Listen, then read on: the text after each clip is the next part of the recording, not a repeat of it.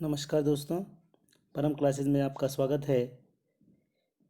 ये प्रश्नोत्तरी उपसर्ग एवं प्रत्यय से संबंधित है, जिसमें मैंने 1 से 40 प्रश्न दिए हैं। आइए शुरू करते हैं।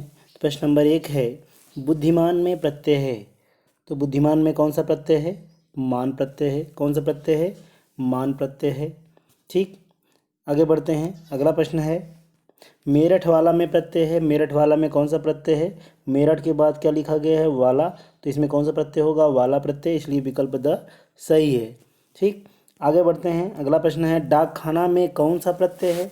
डाक खाना में डाक के बाद क्या लिखा है? खाना। तो खाना क्या है? प्रत्यय है। यह अरबी फारसी प्रत्यय है, यानी विदेशी प्रत्यय है, इसलिए इसमें विकल्प कौन सा सही होगा? द सही है। कौन सही है? द। आगे बढ़ते हैं। अगला प्रश्न है, कमजोर में कौन सा उपसर्ग है? कमजोर में कम उपसर्ग है। ये भी अरबी फारसी है, जिसको उर्दू कह सकते हैं आप। उर्दू उपसर्ग है। जैसे और भी शब्द हो सकते हैं, कमसिन, कमजोर, कमबख्त, कमअक्ल।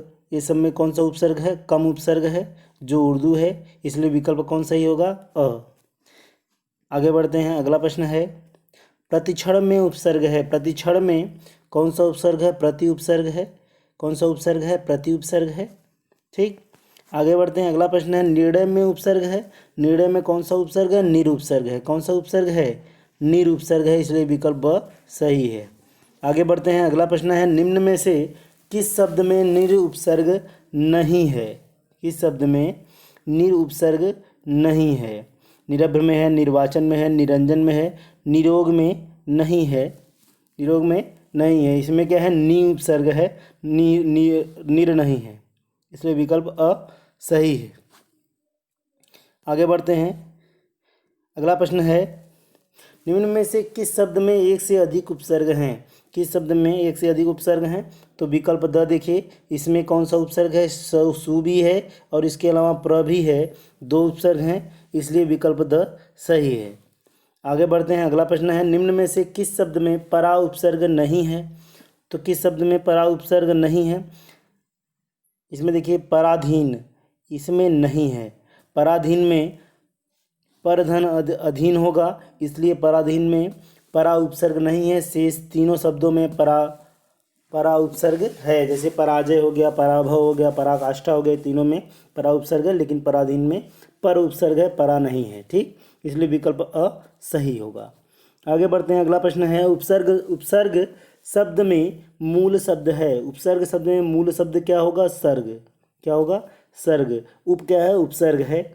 ठीक, आगे बढ़ते हैं। अगला प्रश्न है, पियक्कड़ में प्रत्यय है।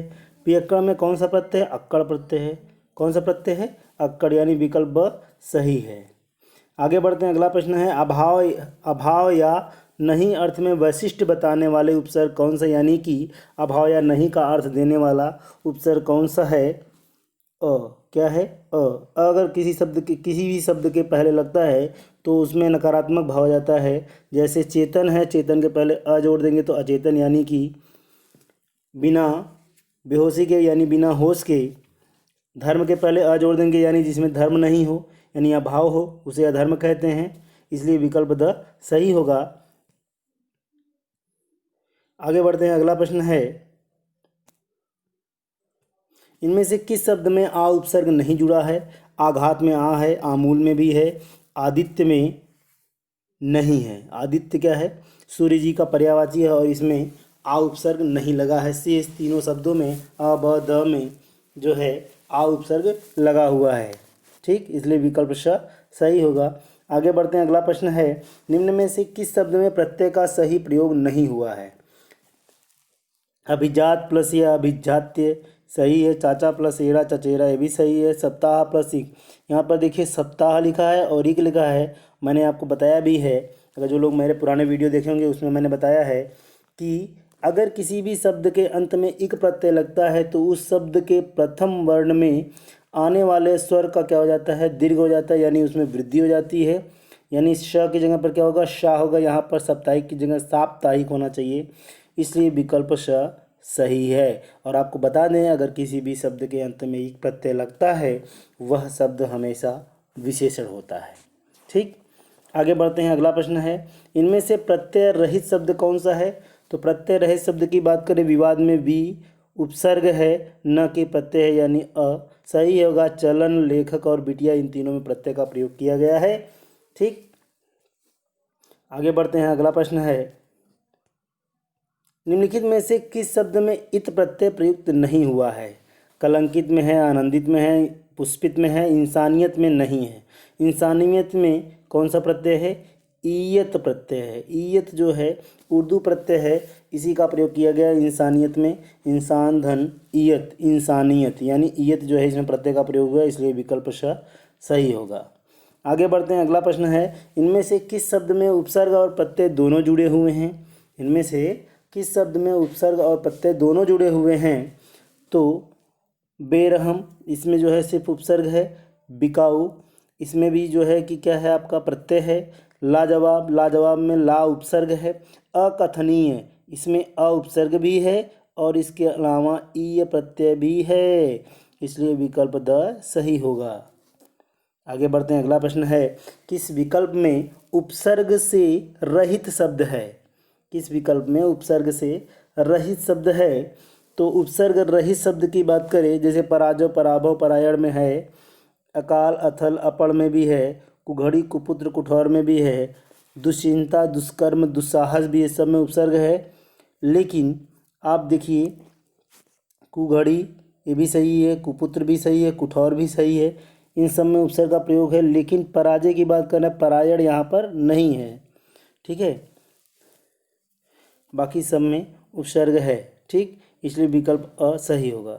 आगे बढ़ते हैं, अगला प्रश्न है, आ प्रत्यय से निर्मित हिंदी कृदंत शब्द समूह है।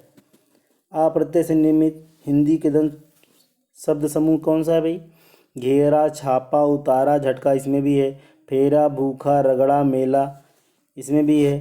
जोड़ा, तोड़ा, बोझा, धोया, झगड़ा, टोटा, बैठा, चूरा। देखिए, जोड़ा हो गया, तोड़ा हो गया, बोझा हो गया, धोया हो गया, इन तीनों में आ का प्रयोग किया गया है। ठीक है, इसलिए विकल्प श सही होगा। आगे बढ़ते हैं, अगला प्रश्न है, स उपसर्ग से निर्मित शब्द नहीं है। स उपसर्ग से निर्मित शब्द कौन सा नहीं है? सहानुभूति, सहानुभूति नहीं है। से सभी स से निर्मित शब्द हैं, इसीलिए विकल्प ब सही होगा। आगे बढ़ते हैं, अगला प्रश्न है, मूल शब्द एवं प्रत्यय की दिश से सही विभाजन नहीं है।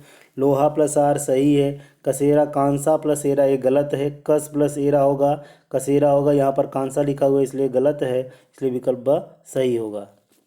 ठीक, आगे बढ़ते हैं, अगला प्रश्न है, किस शब्द में उपसर्ग नहीं है? किस शब्द में उपसर्ग नहीं है?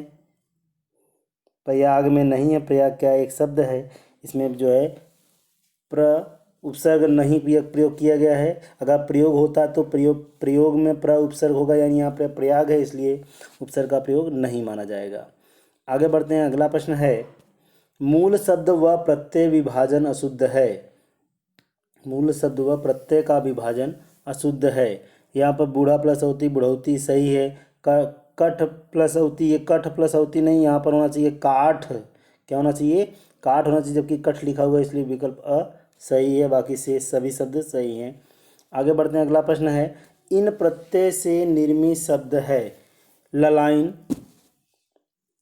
पंडिताइन, ठकुराइन, इन तीनों में जो है कि आइन प्रत्यय का प्रयोग किया गया है, लेकिन कुलीन में जो है इन प्रत्यय का प्रयोग है।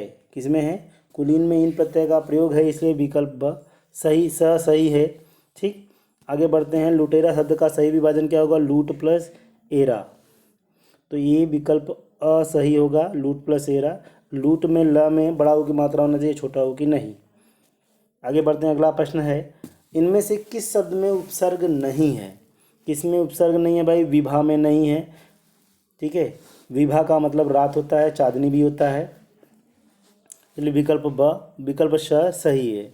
आगे बढ़ते हैं, अगला प्रश्न है, किस शब्द में इत प्रत्यय नहीं है? कुसुमित में भी है, फलित में भी है, हरित में भी है, लेकिन अमित में जो है इत प्रत्यय का प्रयोग नहीं, इसलिए विकल्प ब सही होगा। आगे बढ़ते हैं, अगला प्रश्न है, उपसर्ग रहित शब्द है। उपसर्ग रहित शब्द की बात करें तो उपसर्ग रहित शब्द कौन सा है? राहगीर, राहगीर जो है उपसर्ग रहित शब्द है, इसलिए विकल्प ब सही है। आगे बढ़ते हैं। अगला प्रश्न है, किस शब्द में गर प्रत्यय नहीं है? जादूगर में है, बाजीगर में है, कारीगर में है, लेकिन नागर में नहीं है, इसलिए विकल्प स सही होगा। अगला प्रश्न है, इनमें से किस शब्द में अनुपसर्ग नहीं अनुपसर्ग है? तो आप देखिए, अनिंद में भी है, अनिंद में नहीं है, अनंतर में, अनित्य में भी नहीं है, और अनिंद में भी नहीं है, अनामिका में भी नहीं है। किस में है? अनंतर में है। अन प्लस अंतर, यानी विकल्प स सही होगा। आगे बढ़ते हैं। अगला प्रश्न है, किस शब्द में उपसर्ग नहीं है? किस शब्द में उपसर्ग नहीं है भाई? लालच में उपसर्ग नहीं है, शेष सब में है। ठीक, इसलिए विकल्प अ सही है। आगे बढ़ते हैं। किस शब्द में परिउपसर्ग है? किस शब्द में परिउपसर्ग है? तो प्रति प्लस अच्छ प्रत्यक्ष इसमें है, इसमें प्रति उपसर्ग है, इसमें परा उपसर्ग है, इसमें प्र उपसर्ग है, लेकिन पर्यंक में परि उपसर्ग है, इसलिए विकल्प द सही होगा। और पर्यंक का मतलब होता है पलंग, और पर्यंक का तद्भव पलंग होता है। आगे बढ़ते हैं। अगला प्रश्न है, किस शब्द में उपसर्ग नहीं है? किस शब्द में उपसर्ग नहीं है? विकट में है, संकट में है, प्रकट में है, लेकिन कटक में जो है उपसर्ग नहीं है, इसलिए विकल्प द सही होगा। आगे बढ़ते हैं। अगला प्रश्न है, किस शब्द में अनुपसर्ग नहीं है? अन्वित में है, अन्वेषण में है, अनुचित में भी है, अनुचित में नहीं है। किस में नहीं है? अनुचित में अनुपसर्ग है। कौन सा उपसर्ग है? अन। शेष सभी में जो है अनुपसर्ग है, इसलिए विकल्प द सही है। आगे बढ़ते हैं। अगला प्रश्न है, किस शब्द में वि उपसर्ग नहीं है? विकल्प में है, विभाग में है, वितान में है, लेकिन विभा में नहीं है, इसलिए विकल्प स सही होगा। अगला प्रश्न है, किस शब्द में इंदा प्रत्यय नहीं है? परिंदा में भी है, शर्मिंदा में भी है, करिंदा में भी है, लेकिन गोविंद में इंदा प्रत्यय नहीं है, इसलिए विकल्प स सही होगा। अगला प्रश्न है, किस शब्द में इन प्रत्यय नहीं है? तो किस शब्द में इन प्रत्यय नहीं? विलीन में, रंगीन में, शौकीन में, नमकीन में, तीनों में है, लेकिन विलीन में नहीं है, इसलिए अ सही होगा। आगे बढ़ते हैं। अगला प्रश्न है, किस शब्द में आगार प्रत्यय नहीं है? सभागार में भी है, आगार में भी, करागार में भी है, स्नानागार में, लेकिन यादगार में आगार प्रत्यय नहीं है, इसलिए विकल्प द सही होगा। अगला प्रश्न है, किस शब्द में को उपसर्ग नहीं है? कुरूप में भी है, कुकर्म में भी है, कुचाल में, लेकिन कुशल में को उपसर्ग नहीं है, इसलिए विकल्प द सही होगा। अगला प्रश्न है, आवट प्रत्यय से कौन सा शब्द नहीं बना है? सजावट बना हुआ है, रुकावट भी बना हुआ है, तरावट भी बना हुआ है। गुर्राहट में आवट प्रत्यय का प्रयोग नहीं, इसमें आहट प्रत्यय का प्रयोग है, न कि आवट प्रत्यय का, इसलिए विकल्प द सही होगा। ठीक है, तो आज के लिए बस इतना ही। नमस्कार दोस्तों, मिलते हैं अगले वीडियो में। Thank you.